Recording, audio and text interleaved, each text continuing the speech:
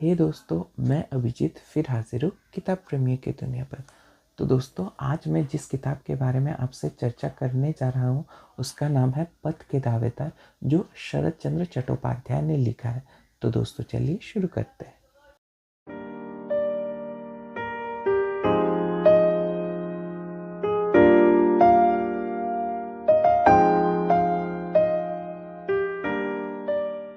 दोस्तों, पथ के दावेदार ये जो किताब है, ये उन किताबों में से एक है जो कि देशभक्ति के बारे में बताती है।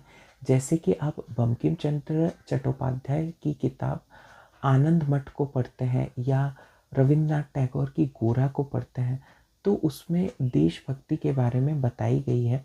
इसी तरह यह शरत चंद्र की एक भिन्न कहानी है, क्योंकि शरत चंद्र चट्टोपाध्याय के द्वारा रचित आपने देवदास, परिणीता, दत्ता या फिर चरित्रहीन तो पढ़ी होगी, जो कि प्रेम के ऊपर लिखी है। मगर ये किताब जो है, ये विशुद्ध रूप से देशभक्ति के ऊपर और क्रांतिकारियों के बारे में लिखी गई है। ये किताब जो है अंग्रेजों द्वारा प्रतिबंधित कर दी गई थी और आज़ादी के बाद इसका प्रकाशन फिर से शुरू हुआ। इस किताब में मुख्यतः 4 किरदार। पहला किरदार है सब्यसाची, जो कि इस पुस्तक में नायक की भूमिका अदा करता है। सब्यसाची जो है वह किसी भी तरह अपने देश को आज़ाद कराना चाहता है या देश की स्वाधीनता के लिए लड़ता है। उसके पास कई डिग्रियां हैं, वह बहुत शिक्षित है, वह कई नौकरियां कर सकता था, मगर उसने एक क्रांतिकारी होना ही चुना, क्योंकि वह इस देश में पराधीन होकर कुछ नहीं करना चाहता था। वह तो इस देश में स्वाधीन होकर जीना चाहता था। इसीलिए उसका किरदार एक मुख्य क्रांतिकारी का किरदार है।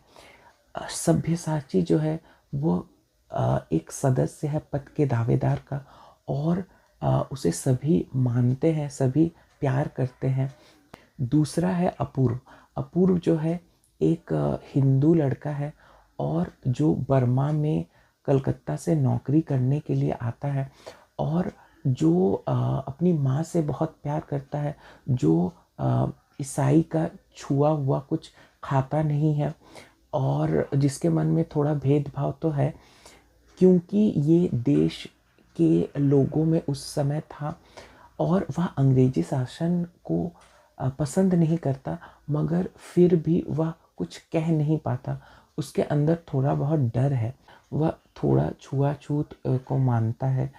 मगर जब वह बर्मा में जाता है तो वह कोई भी समस्या हो तो वह भारती के पास खींचा चला जाता है। तीसरा जो किरदार है वह भारती का है, जो एक साहसी और बुद्धिमती लड़की है। वह अपूर्व को धीरे धीरे चाहने लगती है, मगर वह जानती है कि वह ईसाई है और अपूर्व हिंदू, और दोनों कभी एक साथ मिल नहीं सकते। इसके अलावा वह सब्यसाची को बड़े भाई की तरह मानती है तथा सुमित्रा को अपनी दीदी की तरह मानती है। सुमित्रा जो एक ड्रग डीलर की तरह काम करती है, उसे उस नरक से निकाल कर ले आते हैं सब्यसाची। इसीलिए सुमित्रा मन ही मन सब्यसाची को प्यार तो करती है, मगर वह स्पष्ट रूप से बोलती नहीं।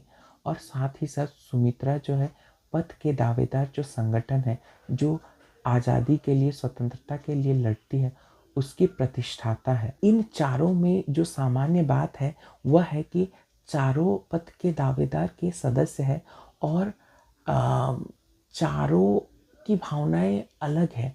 सब्यसाची जो है वह गरम दल के विचारधारा की है, जबकि भारती जो है वह नरम दल की विचारधारा की है। भारती को लगता है कि यह मार काट, यह सब चीज़ ठीक नहीं, हिंसा ठीक नहीं, मगर सब्यसाची यह जानते थे कि अगर अंग्रेजों से मुकाबला करना है तो इस रास्ते को उन्हें अपनाना ही पड़ेगा। क्योंकि सब्यसाची जो है वह हमेशा यह कहते थे कि अंग्रेज भारतीयों पर अत्याचार करते हैं, उनके अपने देश में ही उन्हें विदेशियों जैसा व्यवहार किया जाता है उनके साथ। और अगर भारतवासियों को अपना सर ऊंचा करके जीना है तो देश को स्वतंत्रता या देश की आज़ादी बहुत ज़्यादा ज़रूरी है। और अंग्रेज़ जब भारतीयों के साथ अत्याचार करते हैं, भारतीयों को मृत्यु दंड देते हैं, बिना बात के उन्हें जेल में भर देते हैं, तो क्या यह बात ठीक है? यह तो ठीक नहीं। तो फिर जिसके साथ वैसा ही करना चाहिए, वह हिंसा करे तो वह ठीक है, मगर हम हिंसा करें तो वह ठीक नहीं। ऐसी बात तो नहीं हो सकती। मगर भारती का कहना था कि हिंसा के द्वारा हम कुछ भी प्राप्त नहीं कर सकते।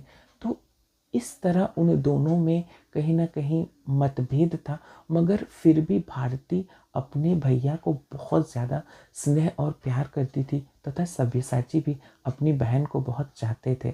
इस किताब में भारतीयों के साथ होने वाले अत्याचार भी दिखाए गए हैं। जैसे अपूर्व जो है, उसे रेलवे स्टेशन में, बर्मा के रेलवे स्टेशन में कुर्सी से फेंक दिया जाता है, क्योंकि वह अंग्रेज़ों के लिए कुर्सी थी। तो अपूर्व को लगता है, क्योंकि तब भारत के अंदर ही बर्मा आता था, तो उसे लगता है कि मेरे ही देश में मेरे ही साथ बदसलूक किया जाता है, यानी भारत में भारतीयों के साथ ही बदसलूकी की जाती है।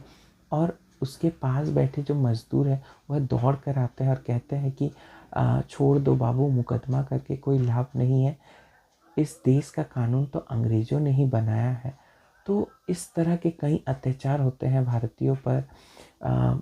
संदिग्ध गतिविधियों के आरोप में उन्हें कारागार में बंद कर दिया जाता है, उन्हें मृत्यु दंड दिया जाता है। कोई अगर देश के लिए भला करते हुए पकड़ा जाता है तो अंग्रेज कहते हैं कि यह देश की क्षति पहुंचाना चाहता है, यह आपकी क्षति पहुंचाना चाहता है। हालांकि वह व्यक्ति जो है वह अपनी आज़ादी के लिए कितना संघर्ष करता है, यह आम भारतीय जान भी नहीं पाते।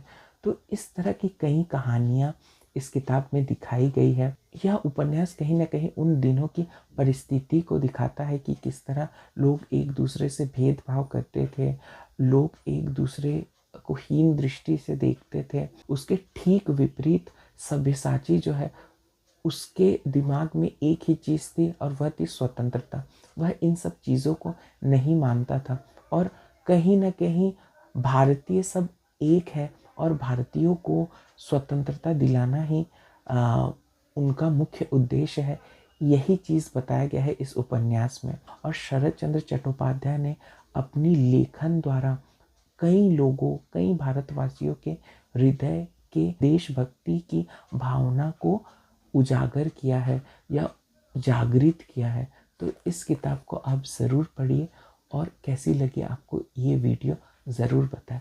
तो फिर मिलेंगे एक नई वीडियो के साथ, तब तक के लिए अलविदा।